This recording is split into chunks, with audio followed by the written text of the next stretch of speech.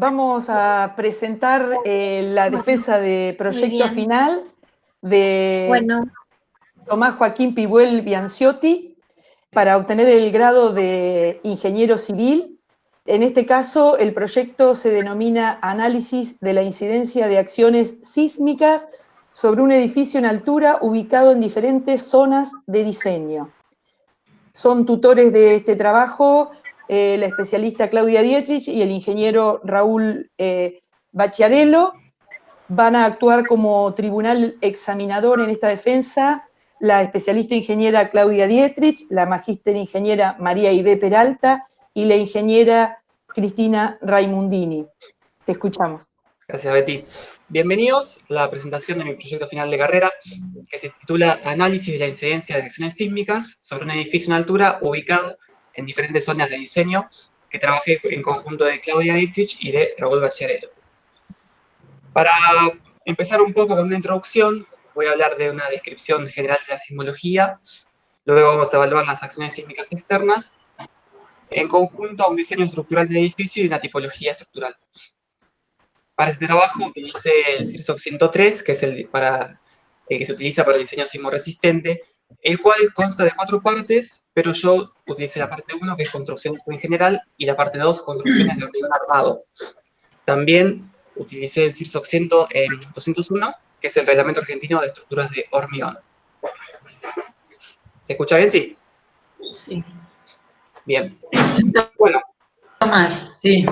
Joya. Sismología. ¿Qué es la sismología? Es la ciencia que estudia los sismos.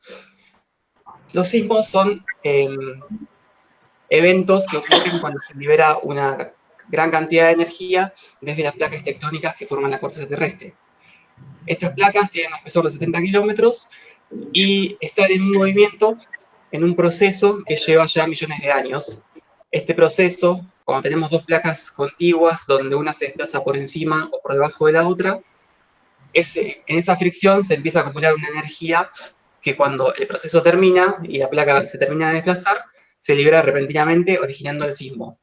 El punto en la corteza donde se genera este sismo se llama hipocentro o foco, y directamente sobre la superficie se denomina epicentro, que se ha escuchado cuando hay noticias de sismos, epicentro en Mendoza, en la ciudad de San Juan, etc.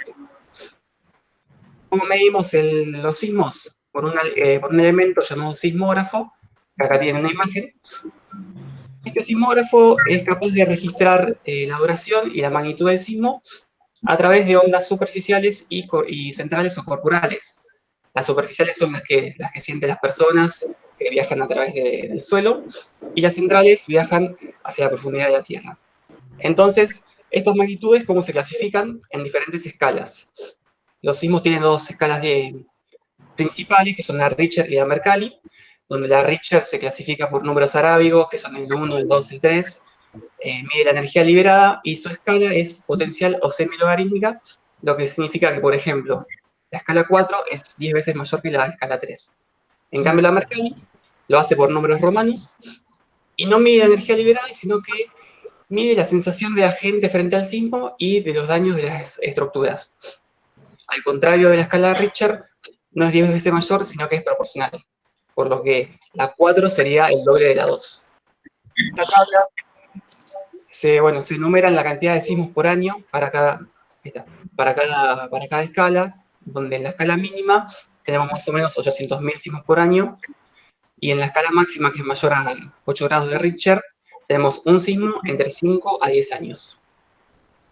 Bien. El objetivo general del proyecto final es, más o menos como dice el título, es evaluar la incidencia de la acción sísmica externa sobre los elementos estructurales, más que nada sobre las cuantías de estos elementos estructurales, considerando las armaduras longitudinales para un edificio en altura ubicado en zonas sísmicas extremas, que van a ser la 0 y la 4. ¿Cómo vamos a hacer esto? Con los objetivos específicos. El primero es, analizar cómo actúa esta fuerza horizontal sísmica, cómo la vamos a calcular. Vamos a determinar una tipología estructural del edificio. Se va a ubicar el edificio, en ambas zonas, como ya nombré. En el diseño sismorresistente se van a determinar los parámetros principales, que pueden ser el período, la influencia del suelo, el destino del edificio, el factor de riesgo, la acción gravitatoria del mismo. Con estos parámetros, luego se va a calcular el corte basal, que es el esfuerzo de corte al nivel del suelo. Y por último, presentando los estados de carga, se va a realizar el cálculo por el software CPCAD y sus respectivas verificaciones. Bien. Entonces, el primer paso es determinar las características del edificio estudio.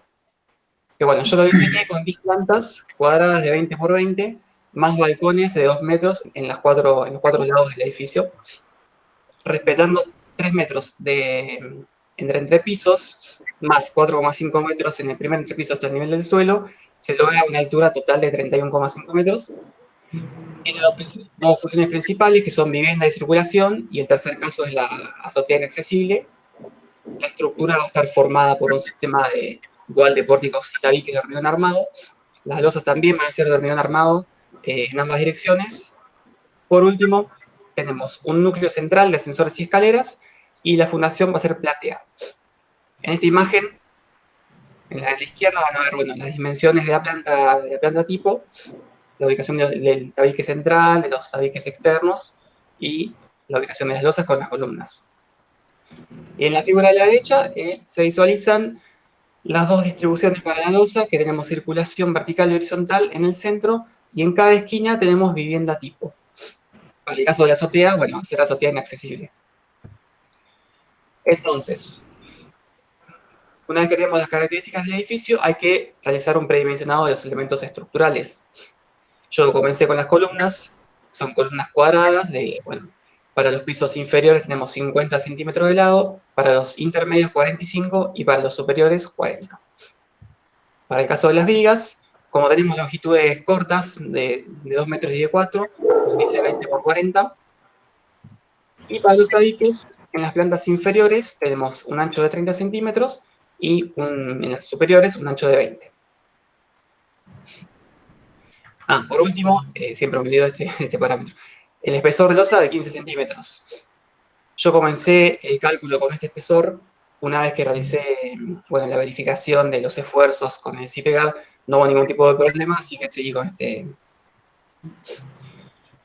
Por lo tanto, ahora nos metemos un poco más en lo que es el diseño sismorresistente, que para poder encontrar la acción externa, primero hay que calcular y definir estos conceptos, que bueno, los voy a definir uno por uno. El primero es la zonificación sísmica. ¿A qué hace referencia esto? Bueno, a la ubicación del edificio y a la zona de estudio. Por lo tanto, no va a ser la misma zona de estudio. La región pampeana, que sabemos que no ocurren sismos, la probabilidad es muy poca, comparado con la región andina, que vemos que a medida que aumenta, que nos acercamos a los Andes o a la Concagua, la zona más extrema va a ser la 4 en la ciudad de Mendoza y San Juan. Otros dos parámetros son la influencia del suelo y el factor de riesgo. La influencia del suelo va directamente relacionado con las características del suelo de fundación a una profundidad de 30 metros desde el terreno natural. ¿Cómo se determina? Bueno, por una tabla del CIRSOC 103, donde se clasifican a los suelos en tres tipos, tipo 1, tipo 2 y tipo 3, donde el tipo 1 es el más resistente, por lo que yo elegí un tipo 2, que no es ni muy resistente ni muy débil. En el caso del factor de riesgo, se relaciona con qué tan esenciales son los edificios en el caso de que ocurra un sismo de magnitud grande, que puede ser 8 grados o mayor. Por lo tanto, se priorizan o se conservan, por decirlo de alguna manera, los edificios esenciales, que pueden ser hospitales, aeropuertos, centrales de comunicaciones, y se los categoriza en la A0, que sería la más privilegiada, por así decirlo, con un factor de riesgo de 1,5, y a medida que vamos bajando, en la última categoría, que es la C, tenemos construcciones donde la falla produciría pérdidas de muy escasa magnitud, que pueden ser construcciones transitorias, como depósitos, establos o casillas. El cuarto parámetro es el periodo fundamental. ¿Qué es el periodo? Es el tiempo que tarda el edificio o la construcción en desarrollar una oscilación completa, o sea que parte desde un punto inicial, realiza la oscilación y llega al mismo punto final. Se mide en segundos y se puede determinar, por un lado, por fórmulas que dan la dinámica estructural, donde ya hay que tener en cuenta variables complejas que pueden ser la aceleración o las deformaciones, y por otro lado, fórmulas empíricas, donde, bueno, el reglamento 103 nos da una muy sencilla, en la cual, bueno, h es la altura del edificio y CR y X son coeficientes que dependen del sistema estructural que se utiliza. En nuestro caso, acá tenemos R y X, el sistema nuestro es tipo pórtico de hormigón armado que resiste el 100% del corte basal. Por lo que, obteniendo estos dos parámetros, podemos calcular el periodo y resulta en 1,04 segundos. Por eso, bien. El quinto parámetro son las acciones gravitatorias, en las cuales, bueno, se reemplaza estas acciones por cargas concentradas que actúan en el centro de los diafragmas horizontales rígidos, que serían, bueno, el entrepiso y la azotea. Y estas cargas concentradas tienen en cuenta todos los elementos estructurales y no estructurales del edificio. Al fin y al cabo, se obtienen para poder encontrar el peso total de la construcción posteriormente. ¿Cómo se calculan? Con esta fórmula que ven acá, que depende, bueno, de la carga permanente, de la carga de uso y de la carga de nieve. La carga de nieve solamente se va a usar en la azotea. El sexto parámetro es el corte basal, que como dije hoy es el esfuerzo de corte en la base de la construcción, que está en relación, bueno, con W, que es el peso total de la construcción, y un coeficiente sísmico de diseño que ahora en unas filminas lo voy a definir. Y el último es la distribución en la altura del esfuerzo. Bueno, que es la fórmula que ven acá, que es media complicada, era para que la vean nomás, pero define la acción externa una vez que tenemos todos los parámetros anteriores. Por lo tanto, bueno, primero vamos a definir bien los parámetros para ambas zonas, donde, bueno, para el lugar de emplazamiento, más o menos con la figura del mapa lo vimos, que tenemos, bueno, la ciudad de La Barriga en la zona 0 y la ciudad de Mendoza en la zona 4. Para el caso del terreno, había elegido el tipo 2, que es un suelo erosivo consistente, que pueden ser gravas o arenas de baja densidad. Para el destino y la función, como nuestro edificio está destinado a viviendas, más que nada, entra en la categoría B, y el factor de riesgo está directamente relacionado con esta categoría, que es igual a 1. Luego vamos a encontrar las propiedades de los materiales, o sea, de los materiales que se utilizan para la estructura, que van a ser el hormigón y el acero. En el caso del hormigón tenemos que definir los conceptos que limitan esta resistencia a compresión, que son la durabilidad y la solidificación. La durabilidad tiene en cuenta, bueno, si el edificio está sometido a acciones del medio ambiente o a procesos de degradación, y también se tiene en cuenta, bueno, la vida útil en servicio del edificio, ya que no es lo mismo un edificio que tiene una vida útil de 20 años a uno de 50. Por lo tanto, esto también se da por una tabla bastante grande del CIRSO 201, están todas las clasificaciones y todos los requisitos para cada categoría. Entonces, en nuestro caso, que es el más extremo sería en Mendoza, consultando las precipitaciones medias anuales, que son menores a 1000 milímetros anuales, entra en una clasificación A2, que esta clasificación limita la resistencia mínima de compresión a 25 megapascales. Por el otro lado, tenemos la zonificación, que lo establece el CIRSOC 103, en el cual se limita a la zona sísmica 4 y a la 3 también. La resistencia a compresión tiene que estar en el rango de los 20 a 40 megapascales. Entonces, lo lógico es calcular con los 25. Pero, bueno, yo hice el cálculo automático por el software. No me verificaban los elementos estructurales, ya que tenía secciones insuficientes y cuantías elevadas. Las cuantías se medían con un valor con un valor mayor de las máximas. Por lo tanto, la situación fue elevar la resistencia de compresión a 30 megapascales. Para el caso del acero no hay tantas limitaciones, por lo que la tensión de fluencia bueno, es de 420 megapascales y el acero es tipo nervurado. Se continúa con el análisis de carga para las losas. Hay que definir la carga permanente y la carga de uso para los tres casos. Tenemos vivienda, circulación y para azotea. Bueno, para la formación de la carga permanente del entrepiso de vivienda, está compuesto por cielo raso, por la losa de hormigón armado, por el contrapiso y por el piso, que el piso yo lo determiné como porcelanato, que resultan estos valores, 4,8 kN por metro cuadrado para la permanente, y para la carga de uso, 2 kN que sale del CIRSOC de sobrecargas y cargas. Para el caso de circulación, la permanente es la misma, no varía en nada, pero sí varía la carga de uso, que se eleva de 2 kN por metro cuadrado a 5. El tercer caso es la azotea, donde a esta estructura se le agrega la aislación térmica y la aislación hidrófuga, y el piso cambia de porcelanato a baldosa común, por lo que se llega a estos valores, 5,09 y 1 kN por metro cuadrado.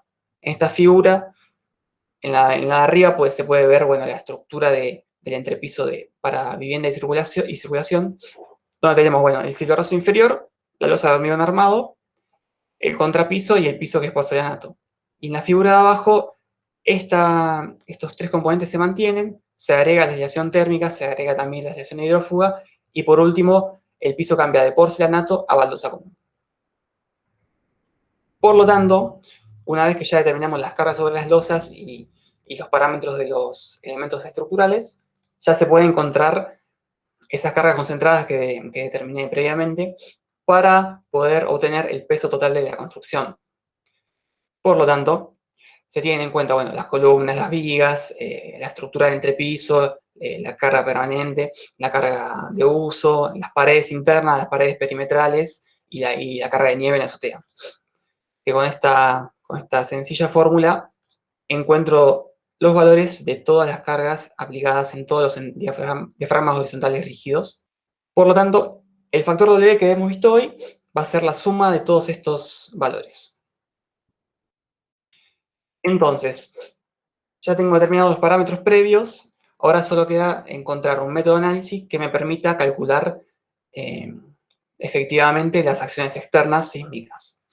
Entonces, bueno, el CIRSO 103 define tres tipos de métodos, que tenemos la verificación simplificada primero, el método estático y los métodos dinámicos, donde la simplificada se utiliza para edificios comunes de grupos B y C, pero que consten de estructura exclusivamente de muros. En nuestro caso entra en el grupo B, perdón, pero la estructura no es de muros, sino que es de pórtico y tabique. El método estático se define también por tabla, teniendo en cuenta diferentes requisitos que no los voy a explicar todos, sino que para nuestro caso, en donde tenemos una zona 4 y un grupo B, lo que tiene que verificar son estos tres que ven acá. La altura máxima de construcción la verifica, ya que es 31 metros contra 45. La regularidad en planta y en altura también verifica, debido a que no se generan variaciones, en altura entre planta y planta. Y el segundo punto que ven acá hace referencia a la torsionalidad media que tiene la planta tipo. Y como vimos en las figuras del edificio, es casi simétrico en ambos lados, lo que se puede considerar que el esfuerzo torsional va a ser muy poco. Por último, el método dinámico se utiliza para aquellas construcciones que no cumplan los requisitos del método estático. Por lo tanto, la elección de este proyecto va a ser el método estático. Bien, este método estático determina las fuerzas externas, teniendo en cuenta el corte basal. Este corte, como si se acuerdan, se calculaba como el coeficiente sísmico de diseño por el factor W, que era el peso total de la construcción. Donde el coeficiente sísmico, este que ven acá, que se relaciona con las ordenadas espectrales del periodo, se relaciona con el factor de riesgo, que era igual a 1, y con un factor de reducción global que depende del sistema estructural.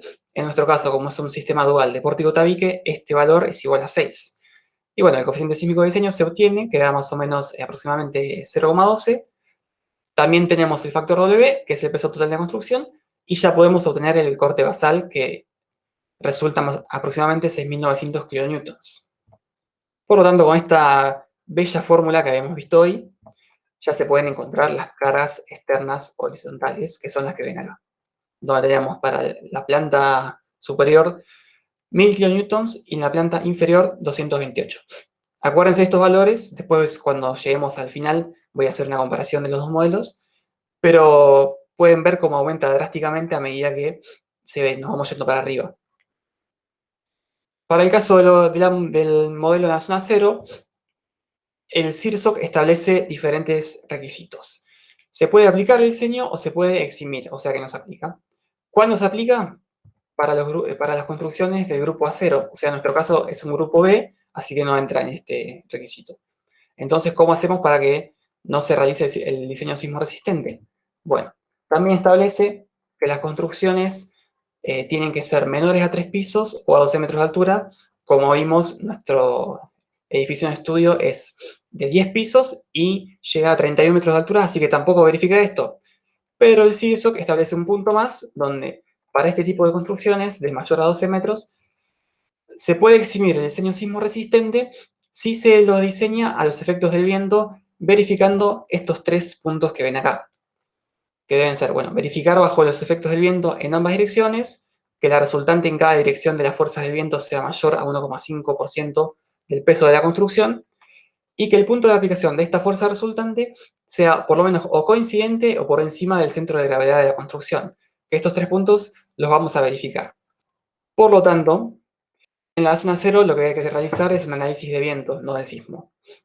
El análisis de viento se determina por el CIRSOC 102, donde se especifican 3 métodos también, que es muy parecido a la radiación que hay en los métodos de sismo, que tenemos un método simplificado, uno analítico y uno de túnel de viento. El simplificado se utiliza para diafragmas, edificios de diafragma simple, de forma regular y que tengan una altura menor a 10 metros, que el nuestro, bueno, tiene 31 metros, así que no lo podemos utilizar. El método analítico, que se usa cuando hay edificios que tengan formas regulares, pero que no den respuestas a cargas transversales de viento, a galope o flameo o a desprendimiento de vórtices. Y por último, el método de túnel de viento se utiliza, primero quería aclarar que se utiliza para todas las construcciones, se puede hacer uso, pero también es como un plan C, o sea que no se puede, da vuelta, que se utiliza cuando no se pueden establecer los parámetros por los métodos anteriores. Por lo tanto, el método a utilizar nuestro va a ser el analítico. Pero quería aclarar antes de este requisito. No debe poseer características que den lugar a estas propiedades que nombré recién. Los edificios flexibles dan lugar a estas propiedades. ¿Y cuándo se determina un edificio flexible? Bueno, teniendo en cuenta la frecuencia. Si la frecuencia es menor a 1, es un edificio flexible. Si la frecuencia es mayor a 1, es un edificio rígido. Como la frecuencia es la inversa del periodo y el periodo era 1,04, nuestra frecuencia nos da 0,96, que está muy en el límite. Por lo tanto, como está muy en el límite entre flexible y rígido, vamos a utilizar el método igual.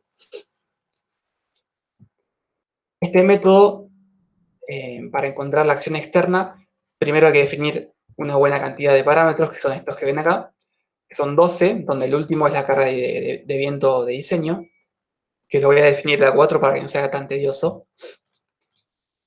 El primero es la velocidad básica del viento, que la velocidad a la que viaja el viento en la zona de estudio, en nuestro caso es la ciudad de Olavarría, por lo tanto la velocidad va a ser a 51 metros por segundo. El factor de direccionalidad se relaciona con si el sistema estructural es el principal resistente a la fuerza del viento o si se encuentra otro sistema, como el nuestro lo es, el valor es 0,85. El factor de importancia y es muy parecido al factor de riesgo para el diseño sismo resistente, por lo que tiene en cuenta el destino y la función del edificio. Como el nuestro es un edificio destinado a viviendas, entra en una categoría 2 y el factor de importancia ahí resulta igual a 1.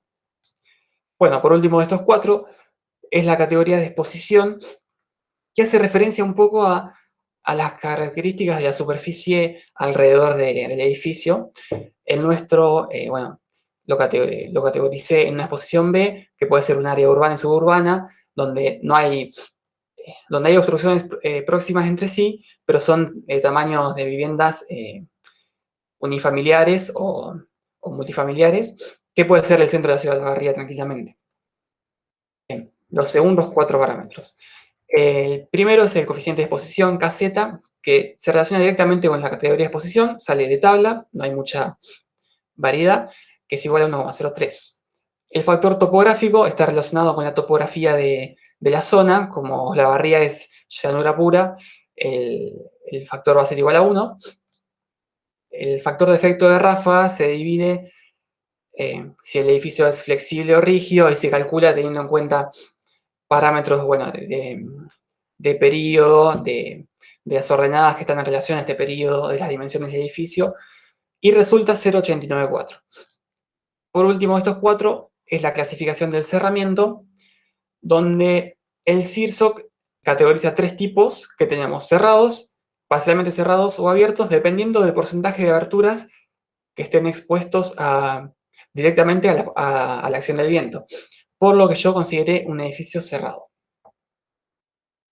Y los últimos 4, bueno, tenemos el coeficiente de presión interna, GCPI, que también sale de tabla según la categoría de exposición, y resulta en más o menos 0,18, donde más o menos quiere decir que la presión interna actúa desde o hacia la superficie interna. El coeficiente de presión externa es muy parecido al de interna, también se relaciona con la exposición y cerramiento, y resultan estos valores, donde, bueno, tenemos para la pared de barlovento 0,8, para la pared de sotavento menos 0,5, para las paredes laterales menos 0,7, y para la cubierta menos 1,3. El anteúltimo parámetro es la presión dinámica del viento, que depende de todos estos parámetros, y se define a diferentes alturas. Bueno, yo establecí cada 5 metros, de 0 a 5, de 5 a 10, hasta llegar a 31,5. Por último, es la carga de viento de diseño, bueno, que está en relación de todos los parámetros anteriores, y calculando esta fórmula, ya puedo establecer los valores de la carga de viento en diferentes alturas en la pared de barlovento y en las otras superficies. Que bueno, acá tenemos las dos figuras. En la figura de la izquierda tenemos presión interna positiva y en la figura de la derecha tenemos presión interna negativa. Y si, bueno, acá me quedó mal. Se puede visualizar cómo actúa el viento en las paredes de barlovento, en las paredes de sotavento y en la cubierta. Bien, yo luego de esto transformé la carga distribuida en concentrada y esas cargas concentradas en la fuerza resultante para poder verificar los puntos que habíamos visto hoy. Entonces, el primer punto ya podríamos decir que se cumple, porque bueno, ya tengo la acción externa, lo único que me queda es hacerle el cálculo y verificar los errores, que bueno, posteriormente lo voy a hacer. El segundo punto tiene en cuenta la fuerza resultante, que tiene que ser mayor al 1,5% del peso del edificio en la zona 0. Y bueno, verifica 1040 kN es la resultante y 840 es esta relación.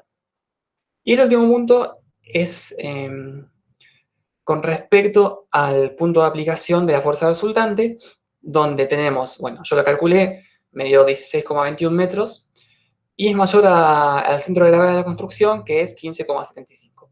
Así que, bueno, ya verifiqué los 3 puntos. En esta imagen, antes de realizar el cálculo por el software, quería que vieran un poco la gran diferencia que hay entre los esfuerzos externos. En la zona 4 con el sismo tenemos, bueno, en la azotea 1000 kN contra 75 kN de la zona 0. O sea, aumenta más de 12 veces la relación entre esfuerzos, que es una locura, la verdad. Por lo tanto, ahora vamos al cálculo estructural. ¿Con qué lo realicé? Bueno, con el software CPK, que este software tiene en cuenta la reglamentación vigente de Argentina, bueno, que es el CIRSOC, pero no trabaja solo, sino que también necesita de los parámetros que define el usuario. Bueno, primero, más que nada, la tipología estructural, las dimensiones de la planta tipo, de todos los elementos estructurales, de otros parámetros que pueden ser, bueno, la resistencia a compresión del hormigón, la tensión de influencia del acero, el periodo del edificio. Y una vez que se tienen los parámetros, se aplican la carga permanente, la sobrecarga de las losas, las cargas externas, teniendo en cuenta si es sismo o viento para ambas zonas, y por último, se realiza el cálculo de los esfuerzos y el dimensionado de las armaduras. Por lo tanto, cuando realicé el cálculo, me encontré con varios errores en todos los elementos estructurales, más que nada en las vigas, que son los que ven acá. Estos 4 errores son los más recurrentes. Casi siempre me encontraba con estos en las vigas, en las zonas de rótulas plásticas. El primer caso, bueno, los diámetros de las barras longitudinales excedían esta relación, que HC es una de las dimensiones de las columnas, como son cuadradas en cualquiera de las dos dimensiones. En las zonas de rótulas plásticas no me cumplían la longitud de anclaje mínima, o sea, eran longitudes muy estrechas, muy chicas, por así decir. Tampoco se verificaban las cuantías máximas, se excedían muchísimo.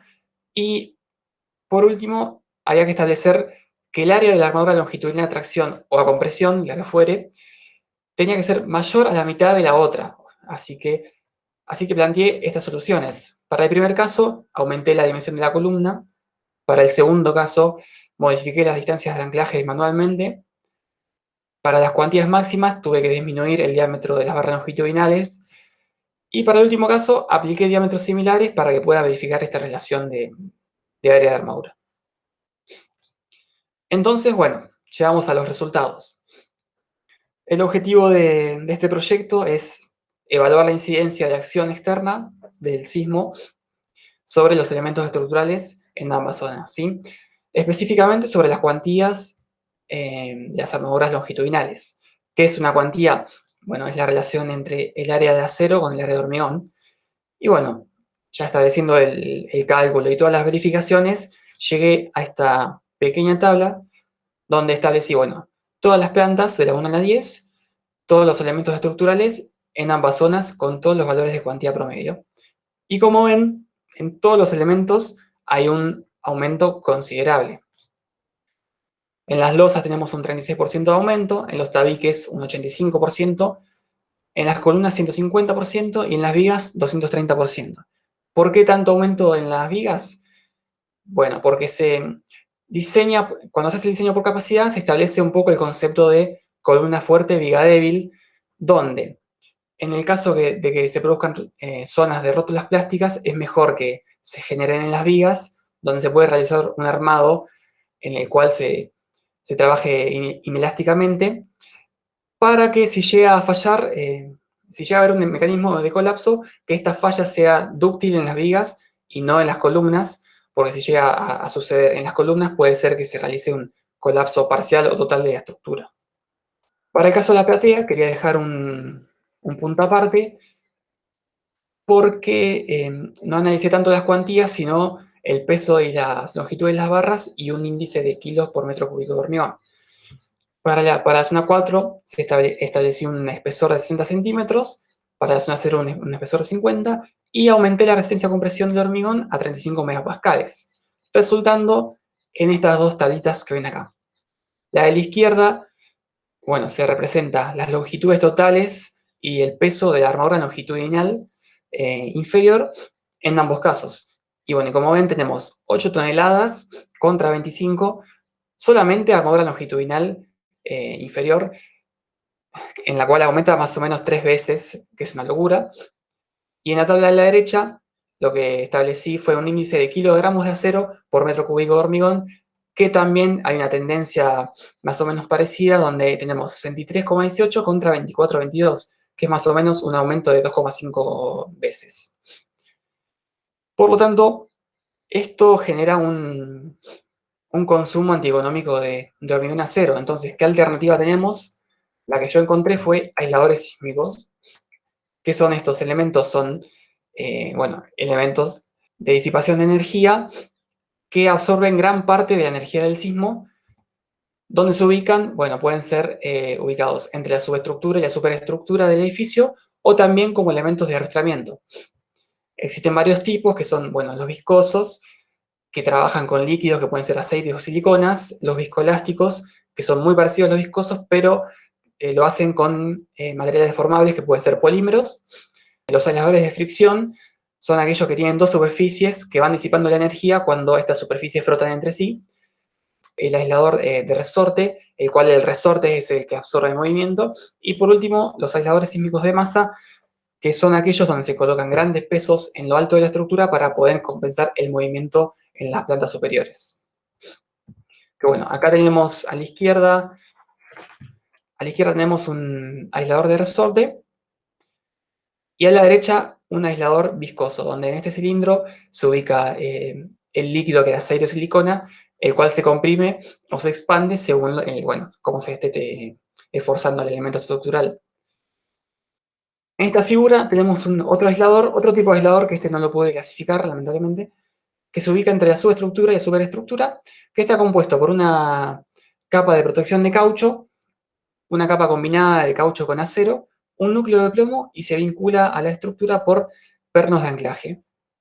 Y quería que vean este pequeño video, que le voy a sacar el volumen, bueno, primero para ver cómo se desplaza el edificio cuando tiene aislador sísmico y cuando no lo tiene, y también, bueno, algunos aisladores en funcionamiento.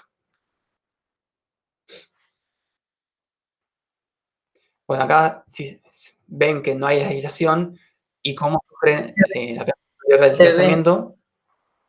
En este caso tenemos aislación y vemos cómo el edificio se mueve como si fuera uno solo, donde no hay tantos desplazamientos entre pisos. Este aislador es un aislador viscoso donde, bueno, si se pueden ver, se tracciona y se comprime y disipa un poco la energía. Y por último, tenemos un aislador de este tipo, que no podía definirlo, que está siendo ensayado con un movimiento horizontal. Aislador elastomérico, ese era. Así que bueno, finalmente llego a la conclusión de que existe un gran aumento de las baterías formadoras longitudinales en todos los elementos estructurales y también hubo un aumento de las dimensiones de las columnas y de las plateas en referencia a dos parámetros principales. El primero, bueno, como vieron en la comparación, de que el esfuerzo externo debido al sismo es en promedio 6 o 7 veces mayor que el esfuerzo externo debido al viento. Y el otro concepto es de que la reglamentación, o sea, el CIRSOC 103, es muy estricto a medida que vamos aumentando la zona de peligrosidad sísmica, o sea, va a ser más estricto en la zona extrema 4. Entonces, ¿qué alternativas tenemos para esta demanda antieconómica? Bueno, primero los aisladores sísmicos, como lo establecí recién. Después, bueno, cambiar la rigidez del edificio, modificando las dimensiones de los elementos, la distribución de las columnas, de los pórticos y los tabiques. También cambiar el suelo de fundación, quizás ir a un suelo de fundación tipo 1 permita disipar un poco más la energía antes de que se establezca la acción externa. Y por último, en vez de diseñar por el método estático, hacerlo por el método dinámico, donde se establecen por parámetros más complejos, que son la aceleración, el desplazamiento de campo y las deformaciones. Así que acá terminamos. Muchas gracias.